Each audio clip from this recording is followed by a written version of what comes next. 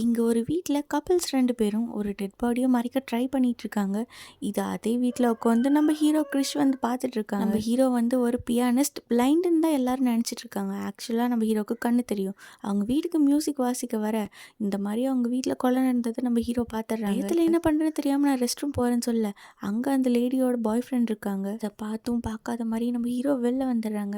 ஊருக்கு போன சிமியோட ஹஸ்பண்ட் அவங்கள சர்ப்ரைஸ் பண்ணுங்கிறதுக்காக திடீர்னு வீட்டுக்கு வர வந்து பார்த்தா சிமி அவங்க பாய் ஃப்ரெண்ட் கூட இருக்கிறத பார்த்துடுறாங்க. இதனால சிமி அவங்க பாய் ஃப்ரெண்ட் கூட சேர்ந்து அவரை கொலை பண்ணிடுறாங்க. இப்போ நம்ம ஹீரோ பியானோ வாசிச்சுட்டு இருக்க அவங்க 2 பேரும் சேர்ந்து டெட் பாடி மொத்தத்தையும் கிளியர் பண்ணிடுறாங்க. நடந்த எல்லாத்தையுமே நம்ம ஹீரோ போலீஸ் ஸ்டேஷன்ல போய் கம்ப்ளைண்ட் பண்ணலான்னு பார்த்தா சிமியோட பாய் ஃப்ரெண்ட் அங்கே தான் இன்ஸ்பெக்டரா ஒர்க் பண்றாங்க. நம்ம கிறிஷு என்னோட பூனை காணாமல் போயிடுச்சு, அதனால தான் வந்து நீ என்னமோ சொல்லி சமாளிக்கிறாங்க. இருந்தாலும் இப்போ அந்த ஆளுக்கு நம்ம ஹீரோ மேலே டவுட் வர அதனால கிறிஷோட வீட்டுக்கு போய் வீட்டை ஃபுல்லாக செக் பண்ணுறாங்க. அடுத்த சீனில் நம்ம கிறிஷ் அந்த ஆளோட ஃபியூனரலுக்கு தான் வந்திருப்பாங்க. ஒரு லேடி வந்து சொல்கிறாங்க சிமியோட வீட்டில் யாரோ ஒரு ஆள் போனதை நான் பார்த்தேன் அப்படின்னு போலீஸ் கிட்ட சொல்ல